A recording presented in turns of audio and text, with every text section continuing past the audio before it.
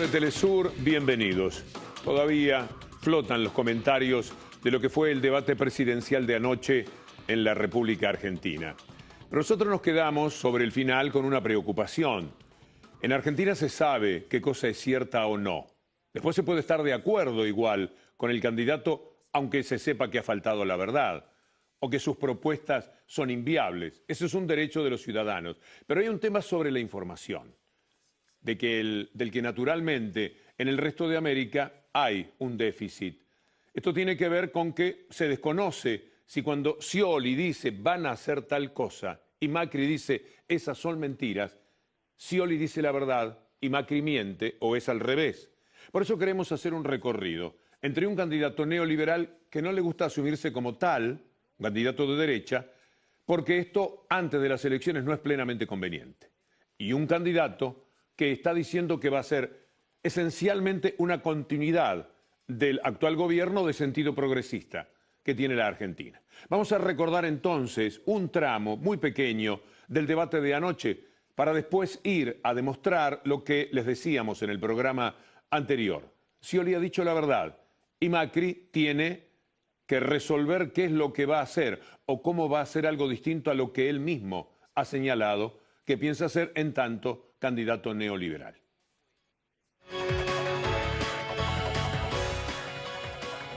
La palabra cambio puede entusiasmar, motivar, pero cuando se le saca el velo al cambio aparece esto: el libre mercado, el ajuste, la devaluación, el endeudamiento.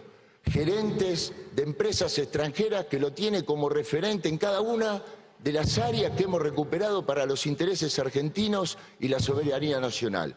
Si hablamos de YPF, hay un gerente de Shell. Si hablamos del tema agrícola, hay un gerente de Monsanto. Si hablamos de economía, economista de JP Morgan, bueno, ahora los mandó a esconder a todos, porque cada uno, cada vez que sinceraba algo, sabíamos la reacción popular que generaba. Y ya sabemos, por ejemplo, en el caso de los subsidios, ¿qué pensás hacer? ¿Quién va a pagar el costo de sacar los subsidios? La gente lo tiene que saber. Queridas familias argentinas, el aumento de la luz, del gas, del transporte. No es verdad todas las cosas que relatás. Yo ya te he dicho que no vamos a hacer ajustes, que nosotros creemos en la expansión de la economía, en el crecimiento, que si a la gente le decimos la verdad va a volver la inversión, va a volver el empleo. Pero bueno, ya me rindo. El tema es cómo va a volver la inversión, cómo va a volver el empleo, cuáles son los caminos elegidos. Hay un camino dentro de lo que es la continuidad del gobierno actual y hay otro camino que se refiere a los criterios neoliberales. Vamos a tomar a la empresa energética más importante de la República Argentina y una de las más valiosas del mundo, que es YPF. Aquí la discusión es, ¿YPF está bien que sea estatal? ¿Funciona bien de esa manera? Scioli decía una verdad: el candidato para manejar el área energética del sector neoliberal es un hombre que estuvo manejando Shell hasta hace no demasiado tiempo. Pero veamos qué ha dicho Macri respecto a YPF. Hoy le quiero comunicar junto a mis diputados que nosotros no vamos a acompañar esta medida. Y esta discusión, si YPF tiene que ser privada o pública, argentina o extranjera, no resuelve nuestro problema. Hoy le quiero comunicar junto a mis diputados. Sí, está bien, síguele un momentito más lo que quiere comunicar junto a sus diputados, qué es lo que iban a hacer con YPF. ¿Lo podemos dejar continuar? Tiene que ser privada o pública, argentina o extranjera, no resuelve nuestro problema. Hoy le quiero comunicar junto a mis diputados que nosotros no vamos a acompañar esta medida. Y esta discusión, si YPF tiene que ser privada o pública, argentina o extranjera, no resuelve nuestro problema. Acompañó y que no ve con buenos ojos que YPF sea una empresa estatal. Otro tema que se planteó en la discusión es las universidades. Las universidades que a casi 20 han llegado en estos últimos tiempos permiten que estudiantes de un país muy amplio, muy grande demográficamente como es la Argentina, tenga universidades para que gente del sur no tenga necesariamente que irse a las grandes ciudades, mucho más al norte, a veces a miles de kilómetros para poder estudiar. El criterio del candidato Macri es, como dijo Scioli ayer, el de que hay demasiadas universidades. Pero también el problema no está en hacer más universidades. También soy muy crítico en eso. ¿Qué es esto de universidades por todos lados? Obviamente, mucho más cargos para nombrar. Acá hay que hacer jardines de infante. Cuesta entender, hay que hacer jardines de infantes, pero no universidades, porque el criterio es que si entran muchos en los jardines de infante, un día van a llegar a la universidad. Bueno, este es un tema que hace justamente a cuáles son los criterios con los que se maneja la economía. Otro tema es el del salario. El salario, que es algo sumamente defendido por el actual gobierno. Hasta los sectores que tienen vinculación con Macri reconocen con el peor índice inflacionario que los salarios siempre han estado casi un 40% encima de la inflación. Por lo tanto, el tema de los salarios es tanto o más importante todavía, o igualmente importante, por lo menos, que el de la inflación. Lo que tenemos que hacer es bajar los costos y los salarios son un costo más. Bajar los costos y los salarios son un costo más. Para volver a hacernos competitivos, nosotros tenemos que encontrar un encuadramiento ético en el cual cada uno esté dispuesto a cobrar lo mínimo que le corresponde por lo que hace. Bueno, otro tema tiene que ver con el cepo. Hay una regulación del dólar, de su precio oficial. El cepo determina, así llamado por quienes han estado en contra de esa regulación, determina que el dólar esté a 10 pesos para presentárselos de una manera bien clara para que ustedes lo puedan entender. Hay un paralelo que ha llegado a 15, 16 pesos, que es donde básicamente lo quisieran ubicar. Al anunciar que van a levantar el cepo, están diciendo que el valor del dólar mínimamente va a ser ese de 15 o 16 pesos. Quiere decir que si yo soy un empresario que estoy pagando en el exterior por lo que necesito comprar el dólar a 10 pesos, cuando sea 16, si es que quedan 16, puede ser bastante más todavía, voy a estar pagando 60% más de lo que hoy día estoy pagando, y eso necesariamente se traslada a los precios. El cepo desaparece el 11 de diciembre. Si usted es presidente, ¿podremos ver un mercado libre de cambios? Bueno, es el ABC. Veremos qué es lo que dice el flujo del mercado, de cuál va a ser nuestro dólar de equilibrio. Cero límite a la exportación, cero retención. Bueno, quitar los límites a la importación significa que entre lo que sea. Y cuando entra lo que sea, el trabajo se complica adentro. Esto ya ocurrió, ya lo vimos. Millones de desocupados. Hoy se supo que la desocupación en la Argentina bajó por primera vez en 28 años a menos del 6%. Menos del 6% de desocupación. No es exactamente como para hablar de pleno empleo, pero no está tan lejos tampoco de esa situación. Es ciertamente muy, pero muy importante mantener ese estado de cosas o complicar finalmente lo que es el trabajo interno. Uno de los temas con los que más se ha atacado a este gobierno es la libertad de expresión. Aunque parezca mentira, en la Argentina se puede decir cualquier cosa. De la presidenta para abajo, el nivel de insultos ha sido un verdadero exceso, si es que de esto podría hablarse. No obstante, todas esas críticas, quienes son los candidatos de Macri, y Macri mismo, él en persona, están prometiendo que esa libertad de expresión va a tener algunos límites, más, muchos más, de lo que ahora ellos han dicho que tienen. Escuchemos lo que ha dicho sobre programas que van en la televisión oficial. ¿Qué hace con Canal 7? ¿Le renueva el contrato a la gente 678? Despolitizarlo, no. Cero política. Y programas como 678 del canal oficial que mantenemos todos con nuestros impuestos se dediquen a hablar mal de la gente que opina en contra del gobierno. Eso no se puede admitir, es una vergüenza. Una vergüenza. Una vergüenza. Yo te prometo que en mi gobierno no va a haber ni 678 ni 876. Es decir, se va a terminar un programa. Hay periodistas que, si gana Macri, tienen trabajo a término. Ya saben cuándo estarán terminando y no están jugando con lo que dicen. Hablemos de la migración. Vamos a ver cuál es el criterio del candidato del neoliberalismo con una actitud completamente distinta que se ha tenido desde el oficialismo en todos estos años. La Argentina es un colador. Cualquiera del Paraguay, de Bolivia, de Perú, entra como cualquiera por su casa, pum, y se instala en algún lugar de la Argentina, preferentemente el conurbano o las villas de la capital. Bueno, quiero ser lo más breve porque se nos está haciendo el tiempo y tenemos invitados esta noche. Voy a ir a 4 ítems más presentados con mucha rapidez. Tema fertilización asistida.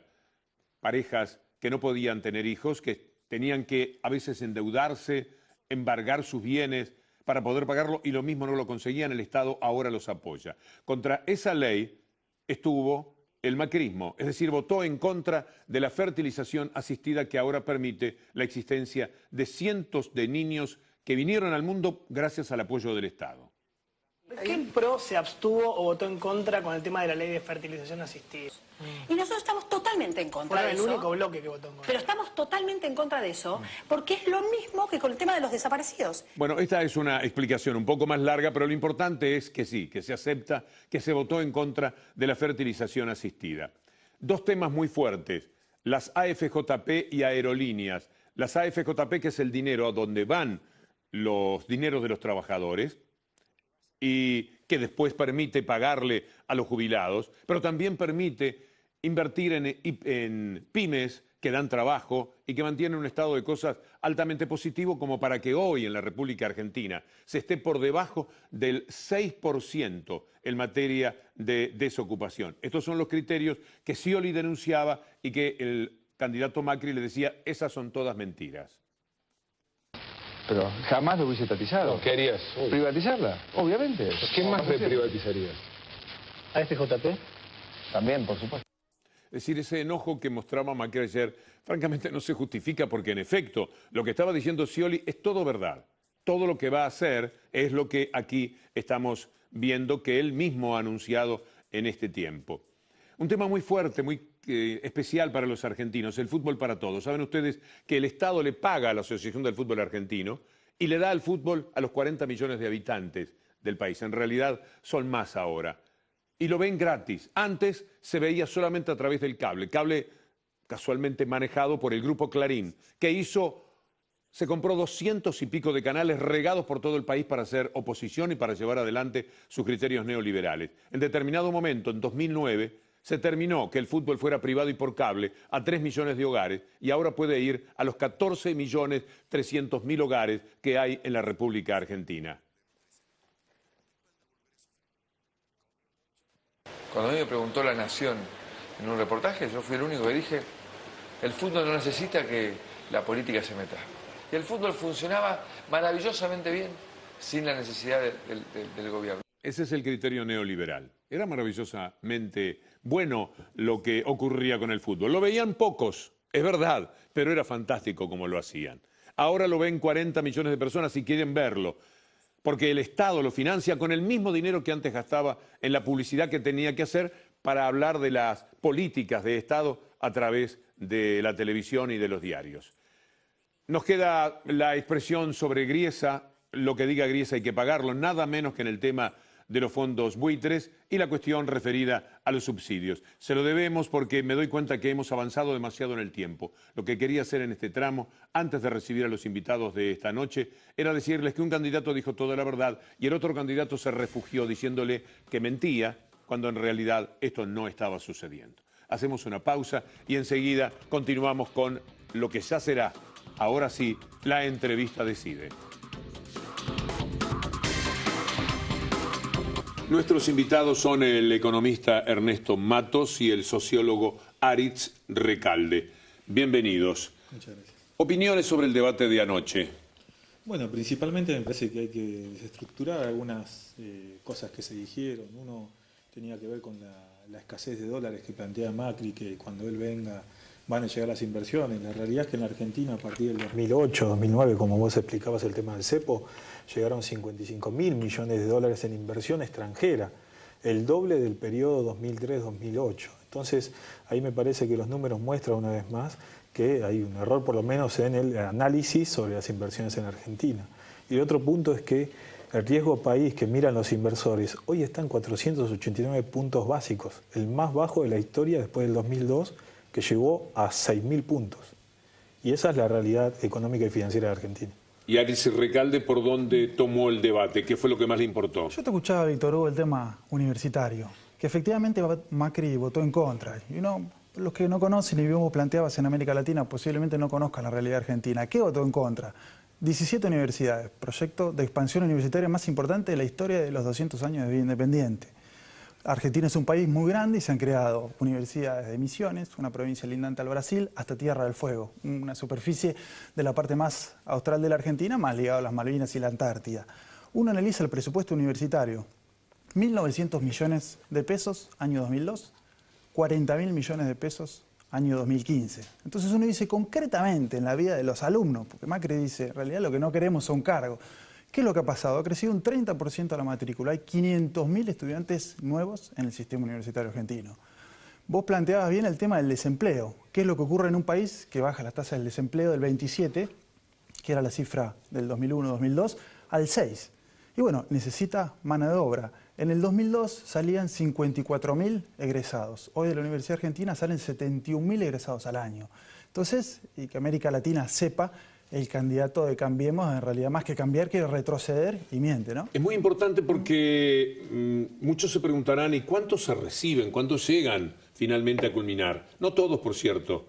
Hay en el camino muchísima gente, pero debes saber, como ocurrirá en cada uno de los países donde nos miran, que un estudiante universitario de por vida se asegura una mejor remuneración que un estudiante que ha cumplido solamente el secundario. La diferencia es de casi un 50% en lo que ganan. Y eso va por el resto de la vida. Es decir, basta haber cumplido con cursos en la universidad sin haberse recibido para tener una mejor calidad de vida a partir de lo económico que si solamente se ha cumplido con el secundario. Y bueno, para el caso que se reciben, la tasa del desempleo es del 6% para la población en general. La población universitaria es por debajo del 2%. Es decir, el que ha ido a la universidad... Solamente un 2% no consigue empleo. Es que interesante este dato, lo sumo. Y después hay otro dato muy interesante. Se han creado muchas universidades en lugares con poca trayectoria universitaria, porque digamos la verdad, un poco la historia de la universidad en América Latina ha sido la de nuestra oligarquía. Universidades para ricos en las grandes ciudades urbanas. Y si uno analiza hoy las nuevas universidades que se puso, por ejemplo, en el debate, el Arturo Jauretche, de cada 10 alumnos, 9... por primera vez en su familia van a la universidad. Dato no menor, ¿no? Para ver esta cuestión de la integración social. Y todo esto está dentro de lo que es el tema económico, finalmente, porque estas son cuestiones que resuelve la política determinando lo que la economía tiene que hacer para dar satisfacción a estas necesidades. Sí, justamente esto tiene que ver con el presupuesto nacional y el Estado venía invirtiendo justamente en los sectores de ciencia y tecnología y de investigación. Las universidades son parte de un proyecto de nación. Se piensa una universidad, pero que tenga los intereses del territorio, digamos, ¿no? Por eso en cada provincia está pensada la universidad según las necesidades productivas. Al neoliberalismo le cuesta entender la cercanía que se establece desde la responsabilidad del Estado con lugares lejanos en países que tienen esta vastedad. Una universidad, no solamente todo lo que decís, Arit, sino también la posibilidad de que un chico estudie cerca de su casa, o estudie en su propia ciudad, o estudie en su propio sector del conurbano de la ciudad de Buenos Aires. Esto es mantener el arraigo y tener muchísimo menos costo, porque a veces te dan la educación gratuita, pero ¿cómo pagas todo lo que hay alrededor de la educación? Bueno, totalmente. Argentina es un país muy grande, entonces había un tema de distancia, lo que había originado es una centralización de la universidad. Solo la Universidad de Buenos Aires tenía 350.000 alumnos, una dimensión ingobernable. Entonces estas nuevas universidades lo que ven a revertir es esa tasa de migración del interior. Y también hay que decirlo, en las universidades tradicionales había una barrera, una distancia cultural. La Universidad de Buenos Aires, universidades muy, podemos decir, para los sectores altos, culturalmente eran distantes para los sectores populares. Entonces me parece que las nuevas universidades se acercan en geografía, pero también tienen una apertura hacia lo popular, hacia lo social. Y hacia las economías regionales. Totalmente. Es decir, hay técnicos que se necesitan. Si vos en esta provincia recogés uva, pero en esta otra la producción tiene que ver con lo ganadero, se necesitan distintos tipos de técnicos, de ingenieros, etcétera, para llevar a cabo ese trabajo. Bueno, yo te escuchaba hablar de YPF, Yacimientos Petrolíferos Fiscales, una empresa que hoy la Argentina, el Estado Nacional, tiene un 51% de las acciones, 1.500 estaciones de servicio, uno puede hablar, el 50% de los combustibles del país la hace esa empresa. Hoy, la Universidad Arturo Jauretche creó una ingeniería de petróleo.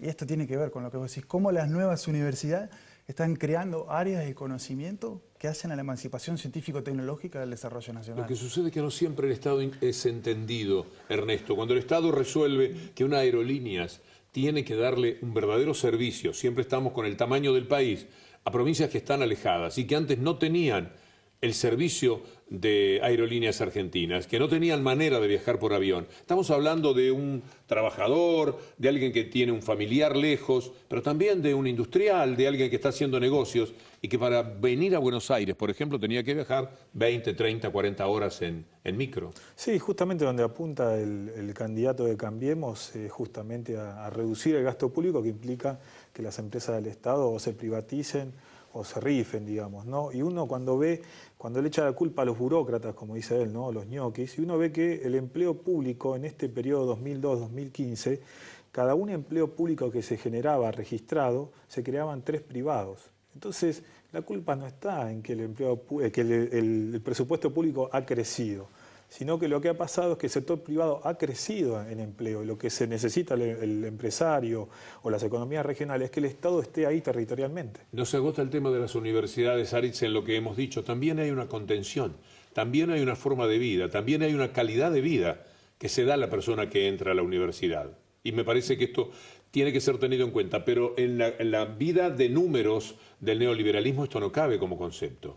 Bueno, imagínate para Lanús, la Universidad de Lanús. La universidad es la principal fuente, por ejemplo, de empleo para ese municipio, por decir algo que tiene que ver con lo social. Entonces, estas universidades que se han federalizado implican, por un lado, la vuelta al Estado Nacional, que el neoliberalismo no entiende, que al contrario lo destruyó, incluso provincializó la educación secundaria. Entonces, hoy la masificación de la universidad es una forma de que el Estado Nacional llegue a lugares donde no llegaba y que le dé una vida en términos de empleo, de desarrollo, de investigación.